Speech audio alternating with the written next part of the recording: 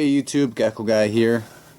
So this was a suggested video topic that I do by Gecko Kid. Let me post up his comment. Okay, so what do hatchling geckos eat? So this is like a general rule of thumb for most geckos, excluding crested geckos when it comes to like eating worms and such. But as far as leopard geckos, why don't I just reference leopard gecko, crested gecko, and African fat tails in my video. What do hatchling geckos eat? Hatchling geckos eat everything that a normal sized gecko would eat, just on a smaller scale. So these are large crickets, probably about a good 3/4 to an inch. And you know, if you're unsure of the size or what your pet store carries, just call them and ask them, like, what size do you guys order and do you have any in stock? My pet store is about 20 minutes away, so I always call ahead of time saying, hey, do you guys have a good supply of crickets in? Although I don't like pet land, I still support them because their crickets are the cheapest place in town, and I do not like bulk ordering because I can never keep them alive long enough. So just buy what you need, and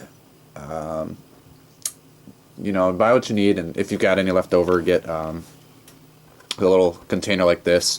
I had one of those cricket keeper pens, and I just kind of threw it out because it was getting really old and nasty, even though I did clean it out regularly.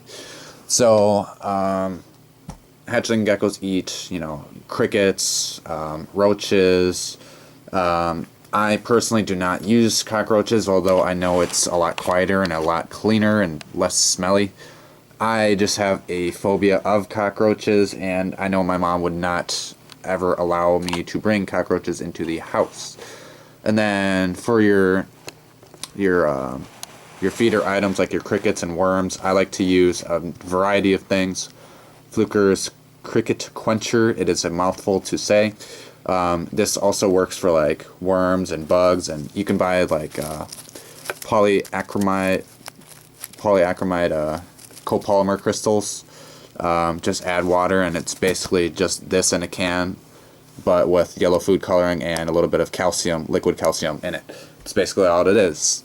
And I also use it for my mealworm collection, and I know there's a lot of like dead stuff in there, but like this right here, I have not had to buy mealworms in about 2 years. Like I don't even have to do anything to this, and all I do is pour this in here and then change the bedding out. And then I've had mealworms last me a couple years. Like I haven't had to buy mealworms in many years. So for leopard geckos, you could definitely get away with feeding like smaller size mealworms or decent sized mealworms, as long as you do it sparingly, because there is a chance for impaction if you give them too many mealworms at once. And then, you know, obviously you want your main staple like crickets and mealworm, or like crickets and cockroaches, whatever you may choose. Now, as far as like leopard geckos and leopard geckos, African fat tails, and other eublepharid species, you can put them in a 20-gallon tank long, 20-gallon long, their whole life. As a hatchling, they'll do just fine. Now, if it's a crested gecko we're talking about, you'll want to put them in a very small tank, like something even smaller than this for hatchlings. This is just my superworm beetle setup. Something smaller than that even, and then as soon as they start growing, you gradually increase the size of the cage.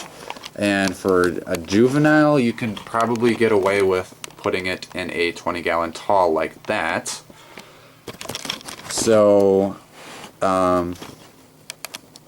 that's kind of in a nutshell what hatchling geckos eat. You can feed them wax worms as something to kind of like fatten them up from an early start. Just be very cautious when doing so, because wax worms, butter worms, those are like our McDonald's cheeseburgers and ice cream all packed into one little worm there. It's very easy to get them addicted to it and not want them and then they might not eat anything else. So as like a bi-monthly, well, probably monthly treat, you can feed them a couple of waxworms, like maybe 3 or 4, and that should fatten them up pretty quick and get their tail with a good supply of fat reserve in there. And you know, your feeder items are what they eat. So if you've got this in there, you got a couple of carrots, you got some oat bran, you got some instant rice, no, not instant rice, but like cheap wheat bran cereal, you got your Quaker oats in there. That will be very good and gut loaded.